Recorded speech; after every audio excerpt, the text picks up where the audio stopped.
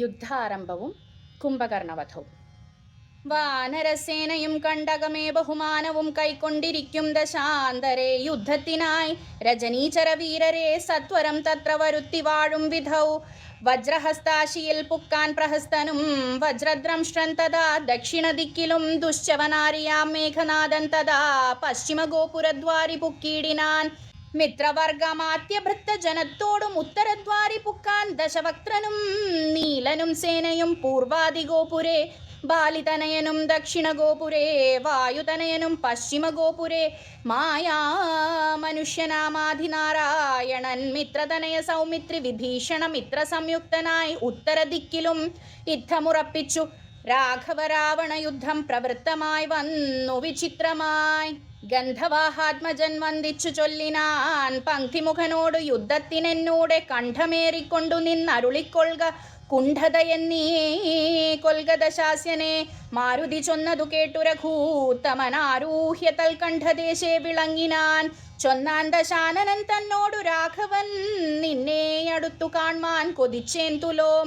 ഇന്നതിന്നാശുയോഗം വന്നിതാകയാൽ നിന്നെയും നിന്നോടു കൂടെ വന്നോരെയും കൊന്നു ജഗത്രയം പാലിച്ചു കൊള്ളുവൻ എന്നൂടെ മുമ്പിലരക്ഷണം. നില്ലു നീ എന്നരുൾ ചെയ്തു ശസ്ത്രാസ്ത്രങ്ങൾ തൂകിനാൻ ഒന്നിനൊന്നൊപ്പമീതാൻ ദശവക്ത്രനും ഘോരമായി വന്നിതു പോരുമന്നേരത്തു വാരാൻ നിധിയുമിളകി മറിയുന്നു. കുംഭകർണൻ തൻ വരവു കണ്ടാകുലാൽ സംഭ്രമം പൂണ്ടു വിഭീഷണൻ തന്നോടു വൻപുള്ള രാക്ഷസസേനനിവൻ പറകമ്പരത്തോളമുണ്ടുയരമദ്ഭുതം. യുദ്ധം രഘൂത്തമൻ ചോദിച്ചളവതിന്നുത്തരമാശു വിഭീഷണൻ ചൊല്ലിനാൻ. രാവണ സോദരൻ കുംഭകർണൻ മമ പൂർവജനെത്രയും ശക്തിമാൻ ബുദ്ധിമാൻ ദേവകുലാന്തകൻ നിദ്രാവശനിവൻ ആവതില്ലാർക്കുമേറ്റാൽ ജയിച്ചിടുവാൻ.